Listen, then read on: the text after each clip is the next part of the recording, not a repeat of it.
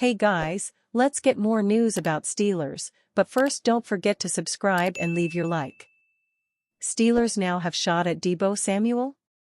The Pittsburgh Steelers went offensive tackle in the first round of the 2024 NFL Draft. Meanwhile, despite all the noise leading up to draft night, the San Francisco 49ers didn't trade a wide receiver. Instead, they drafted one. With the 31st pick in the first round, San Francisco selected Florida wideout Ricky Pearsall, instantly sparking more conversation about what the team would do with their two-star wideouts already on the roster. Heading into the draft, speculation started to form around both Brandon Aiyuk and Deebo Samuel being available, and now, with a rookie receiver being their first-round pick, it appears they're even more likely to move on from one.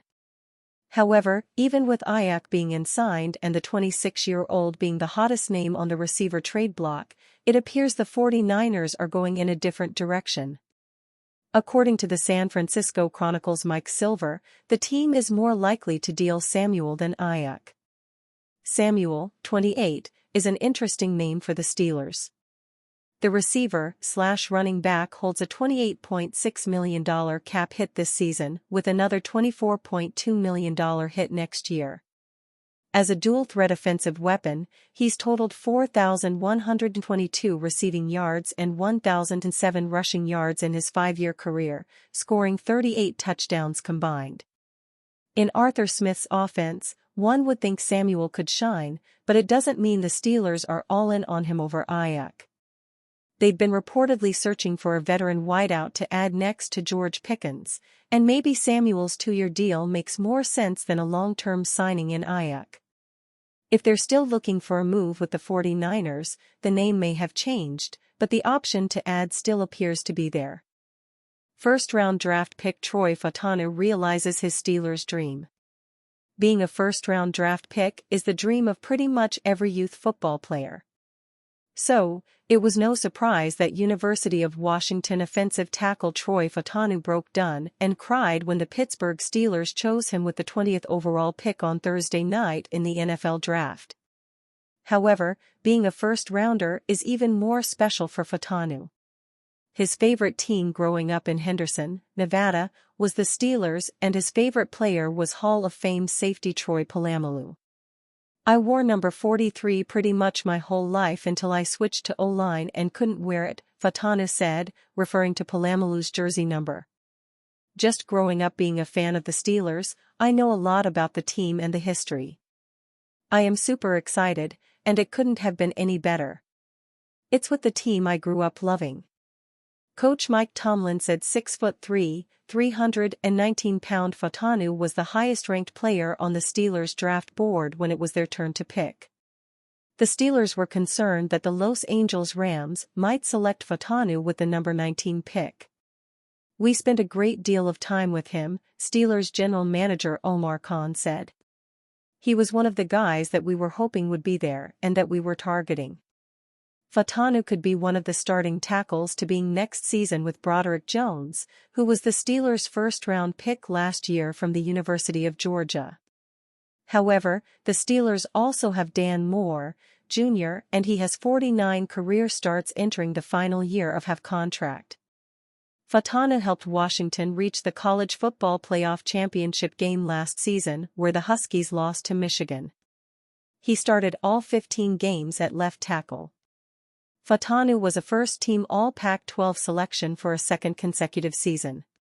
He also won the Morris Trophy as the top offensive lineman in the conference, as well as being a third-team Associated Press All-America selection.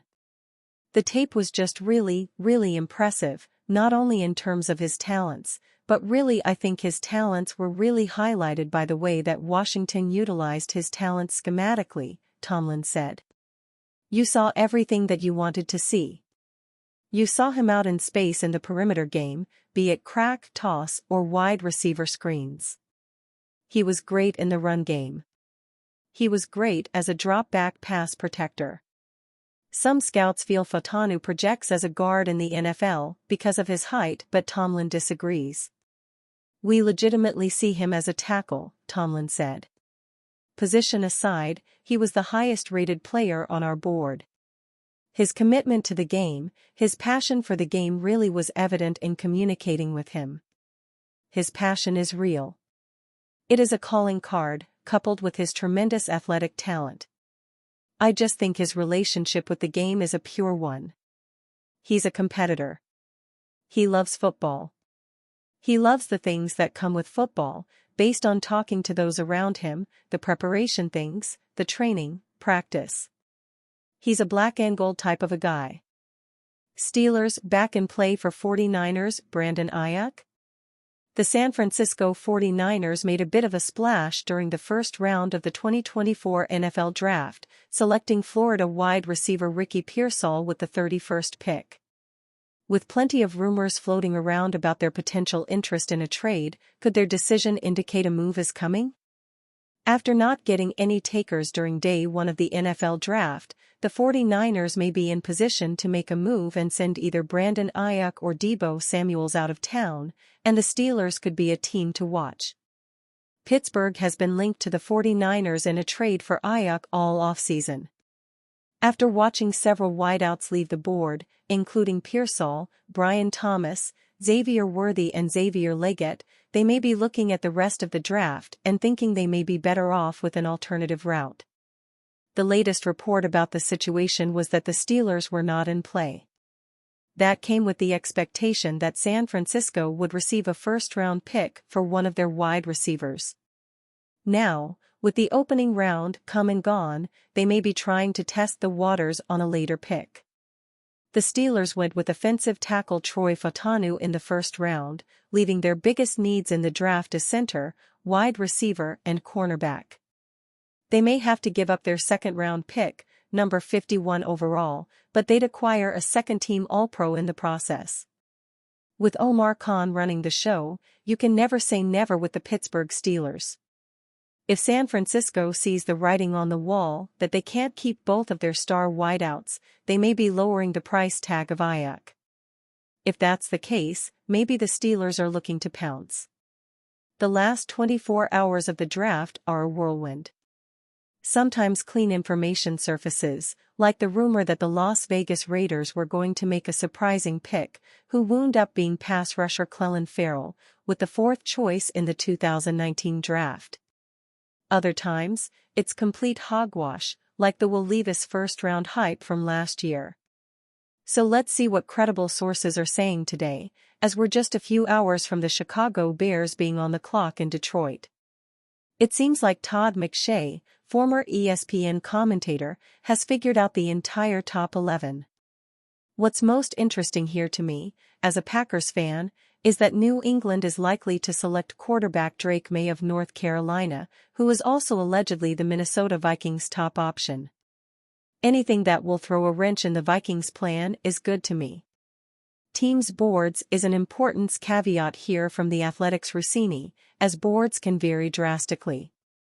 If I were to guess, this means that teams probably want to get to around 18th to 20th overall to ensure that they make a selection in what they perceive to be the second tier of the draft.